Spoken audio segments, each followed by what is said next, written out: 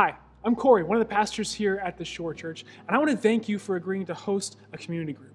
Community groups are a little bit different, something we've not really ever done before. We've ran small groups where people get together and meet in houses and in the church, and they get together to try to study a curriculum or something like that, but community groups are actually different. They're designed differently. They're designed to put people in community when that can be a very hard thing to do. So right now, with the virus going on, and people not getting to go out into public to not meet together as the church, we're using these new community groups in order to try to provide a connection point for everyone in our church back to the church. So that's you.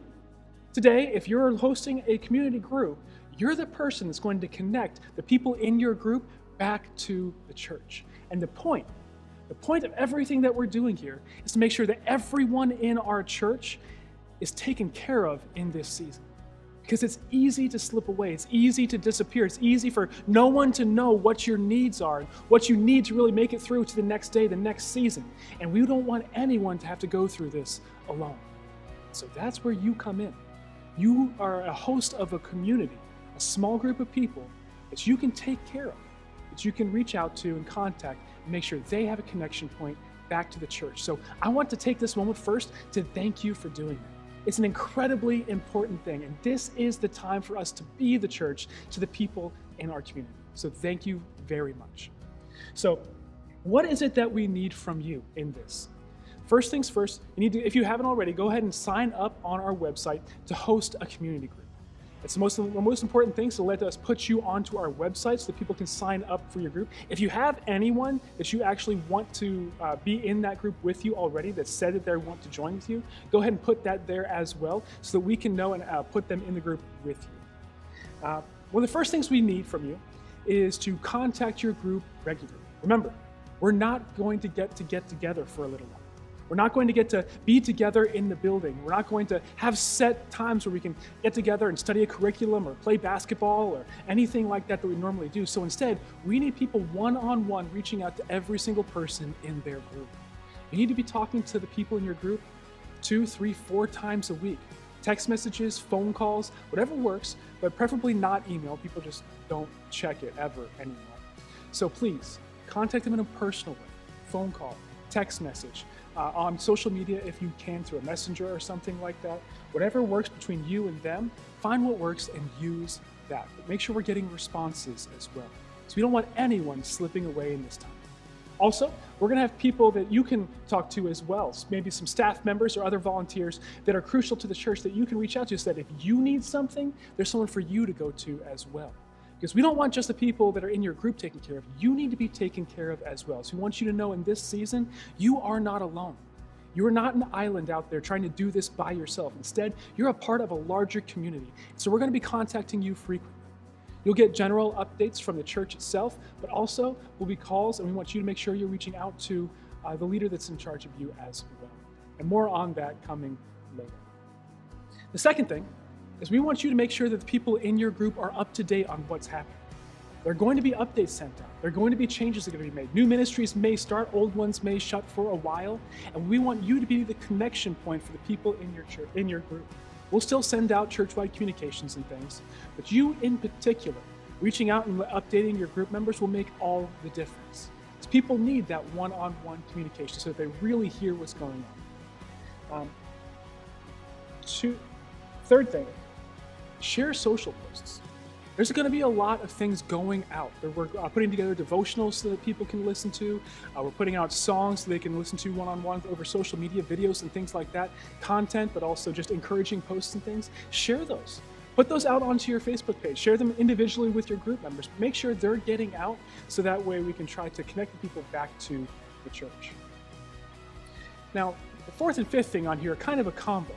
We want to try some new ways of creating community inside of those groups. So we want to do 2 things. We're not running services right now.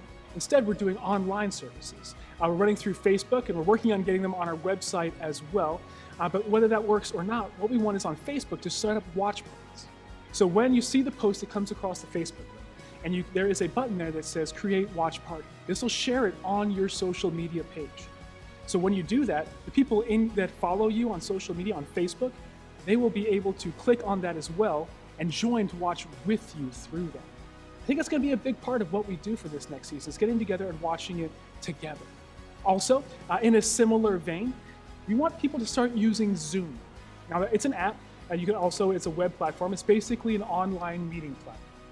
Now, if we use this to its best of its ability, I think we can kind of substitute for getting together as a small group. So here's the plan.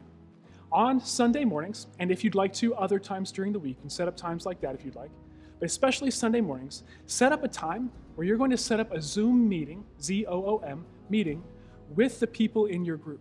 It's a time maybe half an hour before the service starts so that everyone can hop on. It's like a video conference. You can have a right there on your phone, as long as they have another device to watch the service on. And you can kind of just reconnect with the people in your group before service starts. And then as service goes on, you can stay on both at the same time if you'd like. As long as you have two devices there to watch. You can have one playing your Facebook and one playing the Zoom meeting, and you can stay connected. You can interact. You can ask questions and things like that. Don't think that you're locked into one format here. Remember, we're not sitting in pews anymore.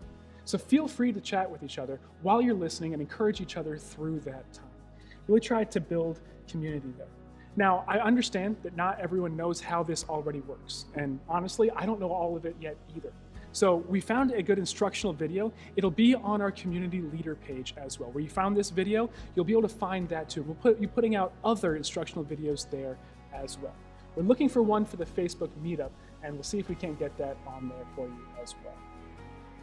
The sixth thing, and this is one of the most important things, is we want to have these groups be the places where needs are met. This is one of the reasons why it's so important for you to reach out to the people in your group. You need to be communicating with them regularly because things change. And we want to make sure that those communication systems are open, that things can go back and forth, that they can reach out to you, you can reach out to them. You know what? Opening up group text messages inside of your group is a great idea, so that way everyone can be connected with each other, not just with you. And that way, you will know when someone has a particular need. Maybe they can't get outside right now because they have certain health requirements that mean they can't leave the house. Or maybe we do go on some kind of a lockdown and it's a similar situation where they can't go out for groceries themselves, but they still need some. Maybe someone just needs a roll of toilet paper, right? I mean, Lord knows you can't find any on the shelves right now. This is the place where we can take care of them. You can contact your group as a whole, and whoever can meet the need. Now, some things might be too big to be taken care of inside of your group. At that point, please reach back out to us here at the church, and we'll see if we can't try to help you meet that need from a broader context. Last thing, ask everyone to join your group. Listen, we really don't care right now if they go to our church or not. People need community. They need a place of security, a place where they can talk to other people about what's really going on, and this can be your group. So it doesn't matter if they go to the church or not, or if they ever want to come to their church. It really doesn't matter. We want people to be connected. This is a chance that we have to connect people to Christ. And it's a unique chance where while everyone else is undergoing all the fear and the anxiety that comes along with this virus, we can be a place of security. We can be a place they can reach out to so that they can find that security. They can have a helpful ear, a comforting ear. If you can do that for them, that can change their life. One of my prayers, I was praying early this morning, we were praying as a staff, and it was that God would unleash that part of our heart right now. That part that where we love one another far more than we ever have before. Call it brotherly affection or brotherly love or just loving one another. That we would come out and be the church. Because we can't meet right now in the church. We can be the church. We can show a love and a care for one another that we never have before. This is our chance. This is our opportunity. And I thank you so much for joining us on it. We'll be sending out other updates and things as they come along. So we'll send it out an email. We'll post them on the Connect Leader page as well. So please look out for them. Thank you. Let's do this together.